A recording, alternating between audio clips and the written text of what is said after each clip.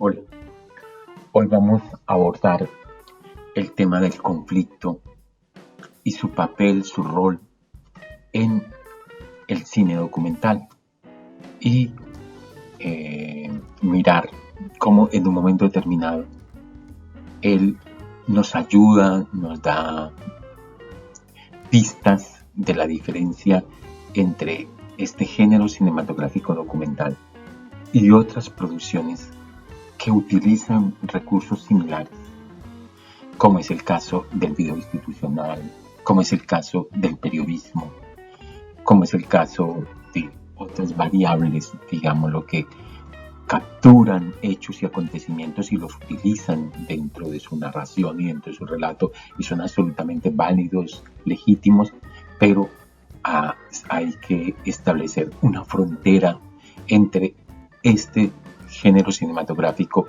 y esas otras formas de abordar la creación audiovisual. Habíamos mirado este aspecto de la creación de este mapa mental para podernos acercar poco a poco a esa diversidad de ingredientes que participan en la creación de un documental. Retornando a este mapa mental, donde el documental cinematográfico es el centro de todos estos conceptos y estos son los 4 nodos de los cuales hemos hablado. El dispositivo dentro de la narrativa o la narrativa como dispositivo, el acto fílmico, la propuesta estética y el montaje. Hay 2 conceptos que los tengo acá en las esquinas que son genéricos, digamos, son reflexiones genéricas sobre el cine documental.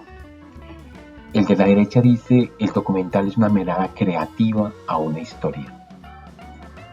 Entonces, ahí tenemos 2 elementos muy vitales: el principio de mirada y el principio de acontecimiento, de hecho o de suma de hechos.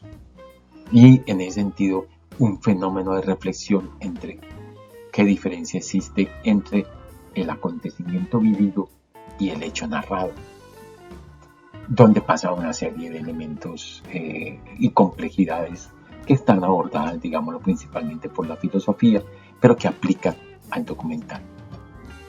Y el segundo elemento que está a la izquierda es la diferencia entre el documental y el video institucional. Es que en el documental cinematográfico existe un conflicto, se aborda un conflicto, se desarrolla teniendo en cuenta focalizar un conflicto. La secuencia de los materiales audiovisuales, el tratamiento del narrador, la naturaleza de los materiales, completamente reales, recreaciones, imágenes infográficas, etc., dan lugar a una variedad de formatos tan amplia en la actualidad que van desde el documental directo, documentales de creación, llegando hasta el documental falso, para crear como una especie de panorámica de esa diversidad de modalidades dentro de un mismo género. Pero metámonos en conocer esto del conflicto. La diferencia entre un video institucional y un documental es que el último aborda un conflicto y en tal sentido se adentra dentro de la dramaturgia. Y la dramaturgia es un ingrediente de todas las artes y es un elemento sustancial, digámoslo, de una obra artística. La asociamos permanentemente y es natural al teatro, a la novela, a la literatura, pero también está presente en la pintura o está presente en la escultura o está presente en el cine de ficción y en el cine documental. Entonces la dramaturgia es un elemento conexo sustancialmente con la percepción de una obra artística. Los conflictos se pueden resumir en 4: hombre versus hombre, hombre versus naturaleza, hombre versus sí mismo y hombre versus destino. Seguro que hay más. Inmediatamente a uno se le ocurren otros conflictos, digamos. Pero cuando a uno se le ocurren otros conflictos y reflexiona sobre ellos, encuentra muchas veces que caben dentro de estas 4 variaciones. Y por ahora, quedémonos con estas 4 conflictos para analizarlos, revisarlos, visibilizarlos o revisarlos dentro de obras documentales. Arrancamos con el conflicto hombre versus hombre, un conflicto ampliamente utilizado en la dramaturgia. Una persona quiere algo, otro ser quiere eso mismo, y hay una confrontación entre ellos dos en la búsqueda de ese deseo. Y este hombre versus conflicto, hombre versus hombre, participa en algunos dispositivos de documentales. O sea, en algunos documentales es perceptible la utilización o el seguimiento de este conflicto. Vamos a ver un ejemplo de un director soberbio que es Michael Moore. Este gordito, simpático, norteamericano, polémico,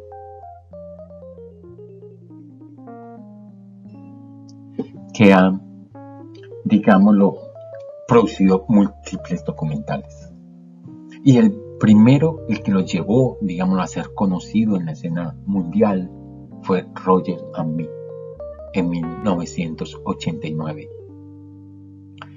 Y es una película que él hace a partir de percibir que en su pueblo, que es un pueblo muy particular, porque tiene 11 factorías de la General Motors, de esa gran industria norteamericana que son los autos, y esa importancia y complejidad en la cosmovisión y en la economía de ese país en torno al auto. No podría uno decir que no es un pueblo que tenía una fábrica, sino era una fábrica rodeada de personas que vivían en casas, y todo ese pueblo dependía, digámoslo, de la General Motors. Observa este hecho de que estas factorías son cerradas y busca un dispositivo dentro del documental para crear conexiones en lo que sucede y en lo que él investiga. En ese sentido, ese dispositivo que él crea es establecer como antagonista a Roger. ¿Pero quién es Roger? Roger es el dueño de la General Motors, nada más y nada menos, digámoslo. Y él se plantea una acción simple, que Roger le dé una entrevista, poder entrevistar a Roger. Y toda la película se mueve en esa búsqueda y en ese ir y venir, en esas acciones y contracciones de ese proceso aparentemente simple, pero interesante en términos dramatúrgicos. Veamos un fragmento de Roger and Me. Voy a explicar un poquito esta primera secuencia del fragmento, porque arranca así de golpe, no está en contexto. Michael Moore también narra muy autobiográficamente. Entonces, aquí nos viene contando de que él, digámoslo, comunicador, decide migrar hacia San Francisco para trabajar periodísticamente. Y es un fiasco, porque lo que le dicen en los medios que debe hacer, a él le parece desastroso, digamos, como en ese sentido. Y se desarrolla toda esa anécdota en forma breve de ese ir de parte de él en la búsqueda de una especie de ilusión y el hecho de volver a su ciudad. Y cuando vuelve hacia su ciudad, encuentra esta hecatombe, digamos. Entonces, él usa muchos recursos, desde la acción filmada directa en cámara hasta la entrevista, material de archivo, material fílmico de la ficción tan emblemática en Estados Unidos. Entonces, por eso este comentario, porque esto va a arrancar con una secuencia que uno diría, ¿esto qué tiene que ver con ese documental? ¿Qué relación tiene esta secuencia? No tiene una conexión de tiempo, ni una conexión de historia, ni nada. Pero él la usa como recurso para visualizar o representar su regreso a la casa, su regreso donde su familia, su retorno donde mamá. digámoslo como en ese sentido, en su pueblo natal. Veamos este fragmento. Hello, Dad. Hello, son. It's been a long time. Sure has.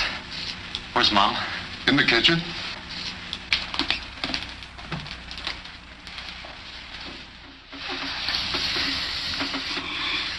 Your hands are filthy. Go upstairs and wash. Okay, Mom. Okay, so my homecoming wasn't quite like that. In fact, I wasn't back in Flint more than a few days when the bad news hit. This is the CBS Evening News. Dan Rather reporting. Good evening. General Motors confirmed it today. It is going to close plants employing almost 30,000 workers. Today, we are announcing the closing of 11 of our older plants. While Detroit and Pontiac will certainly be hurt by the shutdowns, the effect on Flint is absolutely devastating. Devastating wasn't the half of it. I mean, maybe I got this wrong, but I thought companies lay off people when they've hit hard times. GM was the richest company in the world, and it was closing factories when it was making profits in the billions. We do not have any plan to cut our workforce by 80,000. That was kind of a what happens if type of thing. So this was GM chairman Roger Smith, and he appeared to have a brilliant plan. First, close 11 factories in the U.S., then open 11 in Mexico where you pay the workers 70 cents an hour. Then use the money you've saved by building cars in Mexico to take over other companies, preferably high-tech firms and weapons manufacturers.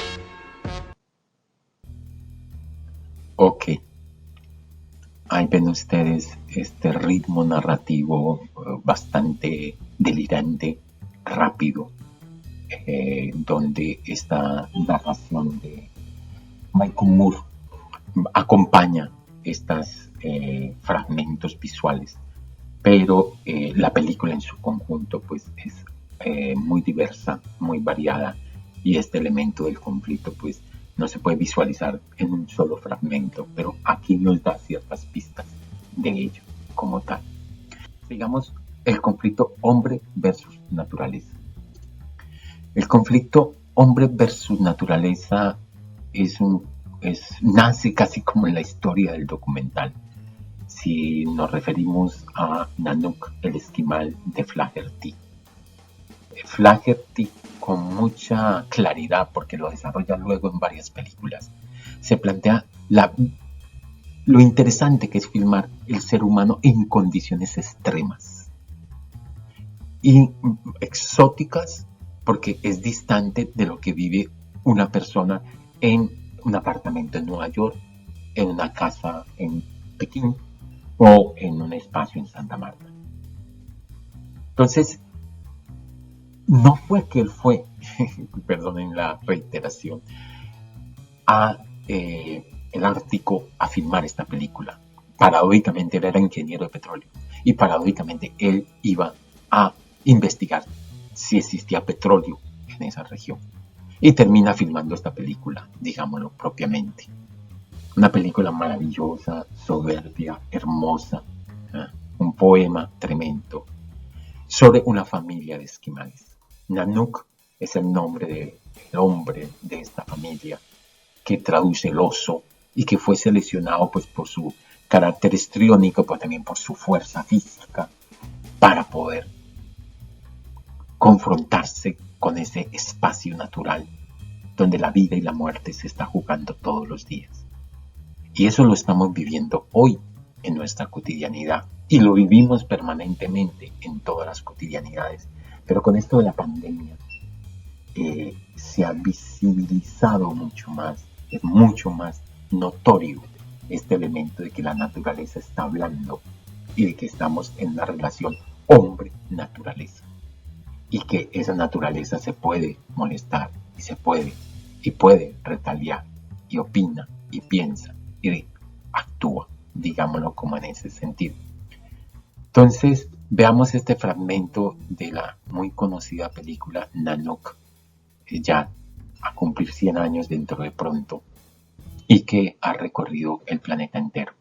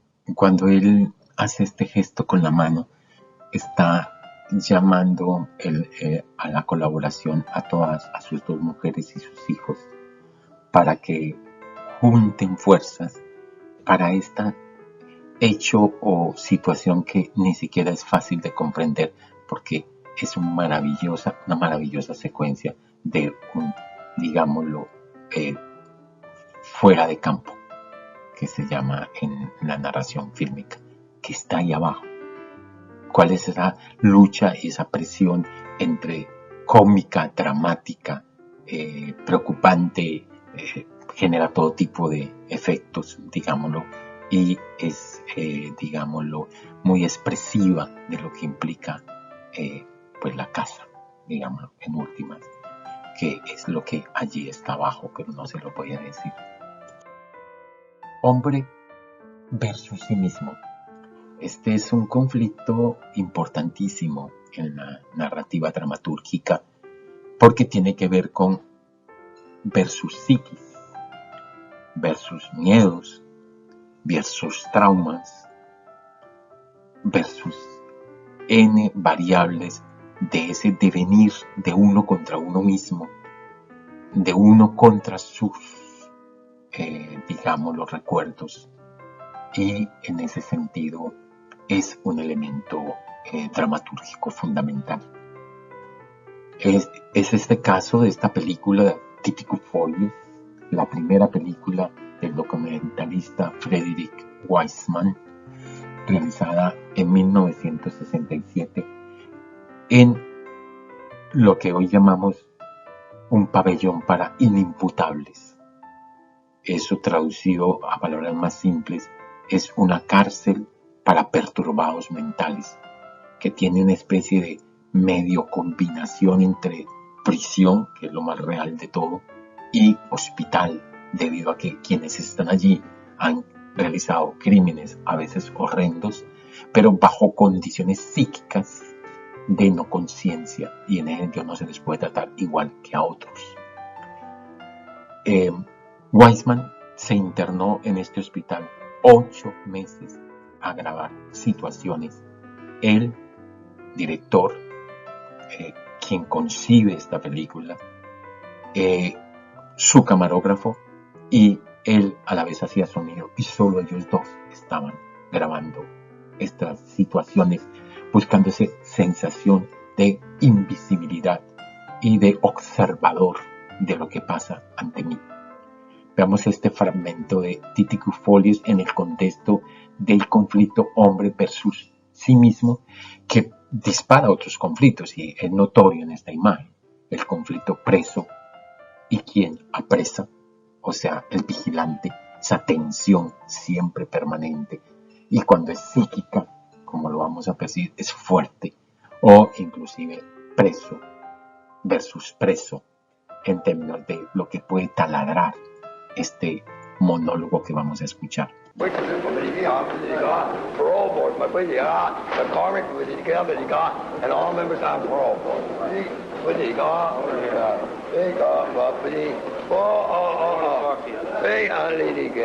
I want all those men arrested. Immediately, from 168 pounds now down to 96 pounds. And all those known. The Deputy Brewer and all those known, John F. Powers, Volpe, Charles Gorham, Deputy Brewer and Fuhrer all out. Go back to Von Braun, and go all over the world. Contribute to the Nazi Party, and tell Israel, Palestine, Goran government, give money shekel. President John, last office, all my efforts, Chinese, Japanese, we now know the truth. $20 billion, but Charles Gorman, and now dead. I point him out, for I am called Christ Jesus, and I am called the Portion, and John Kennedy walked the earth, was now in truth Christ Jesus. They sent from Mississippi niggas over this fucking part of the country, John Kennedy, I say, you sick boy, you listen to the wrong fucking people, and they say people, black Muslim, everybody, no good. We send back to England to my sister there. And back to Mississippi, we put him in prison, and we put a sign up there. Niggas don't let me see a fucking hill outside. Finish. Oh, yeah.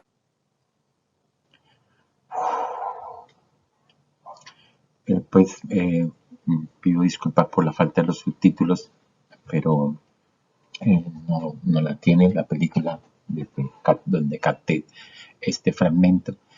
Igual el texto de él es un texto delirante, como se nota, y el autor le da esta temporalidad larga a este monólogo sin sentido, y para propiciar que uno se transporte a la posibilidad de estar en esa prisión y estar 24/7 escuchando esta perturbación mental que, a pesar de ser del otro, estaría taladrando en la mente nuestra. Y uno no se imagina que pudo haber vivido este hombre para estar en ese nivel, digámoslo, de separación de un mundo, digámoslo, no sé cómo lo pudiéramos definir, un mundo cotidiano llamado normal, etc. Hombre versus destino. Hombre versus destino es un conflicto muy utilizado en la literatura, pero es posible que algunos de ustedes no crean en el destino, y es algo un poco indefinible que vendría a ser el destino dentro de las filosofías o dentro de los pensamientos, de las lógicas de pensamiento o en el contexto de las vidas vividas, digámoslo como en ese sentido. Y aquí vamos a trabajar sobre una película donde podemos definir el destino como la intención del protagonista desde mucho antes frente a una acción a futuro. Entonces este hombre que pasó a la historia del mundo, este alambrista que, digámoslo, recorrió las páginas de la prensa del planeta entero, había concebido esta acción desde joven en una sala de espera de odontología, donde vio una revista donde leyó que se iban a construir las Torres Gemelas. Y desde ese flash, en medio de su concepción de vida, él define colgar un alambre entre esas dos torres y cruzarlo, ya como tal. Pero eso demanda mucha preparación, demanda muchos años, y tiene un ingrediente también muy interesante, y es que es no pedir permiso para hacerlo. Entonces no es lo mismo hacer esto dentro de una especie de parafernalia legal con gran complejidad. Es muy difícil que autoricen esa acción, porque quien la estuviera autorizando estaría autorizando la posibilidad de un suicidio. Entonces imaginen la complejidad de pedir permiso para poder hacer esa acción. Entonces es ilegal casi por naturaleza, pero bueno, habría matices en ese sentido. El caso es que la película, con muchos recursos, pues de un lado él es muy histriónico, y en ese sentido él se roba la historia y se roba la cámara dentro del documental, porque también hay una película de ficción hecha posteriormente, y lo complementan con su compañera de mucho tiempo que estuvo al lado de él en medio de todas estas acciones, porque esta es una de las acciones. Hacia atrás hay muchas acciones diversas en lugares espectaculares de preparación, y hay un proceso de enamoramiento y con los que se sumaban para complementar sobre todo esta acción, digamos, lo que lo catapultó a la escena mundial. Y con materiales de archivo, con puestas en escena que complementan la película documental, con filmaciones directas, con fotografías sobre la acción, con todos los recursos que permitieran narrar algo. Ese nombre, El Alambre, realizada en 2008.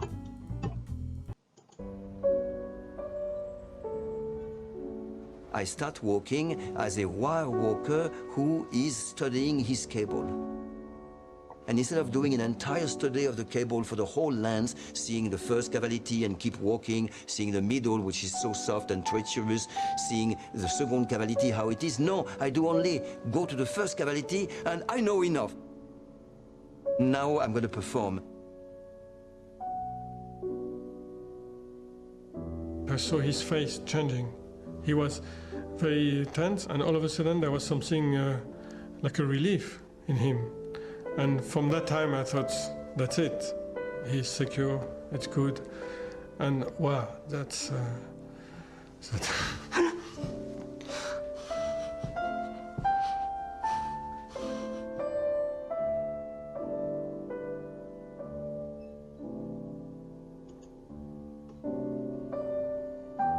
J'ai vu Philippe.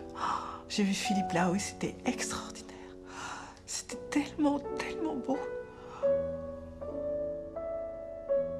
C'était comme s'il marchait sur un nuage.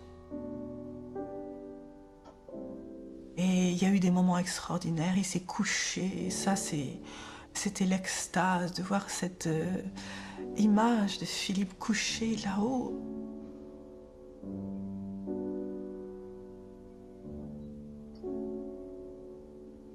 Et puis l'autre moment très très fort, c'est quand il vous souhaiterait. C'était tellement beau. Et quand il s'est agenouillé, il y a un moment où il s'est agenouillé et il a salué.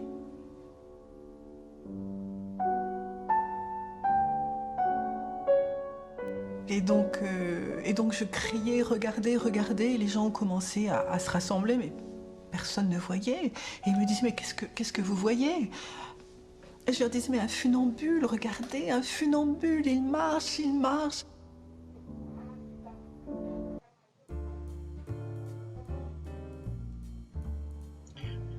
Como ven ustedes, es una película maravillosa. El soporte literario de la mayoría de las obras no es un guión estandarizado en el género documental, aunque hay documentales que se hacen con guión, no lo estoy desconociendo, sino que se trata de una escritura basada en múltiples géneros literarios. Y aquí cerramos este capítulo para dejar el preámbulo del siguiente diálogo. Mil gracias por la atención.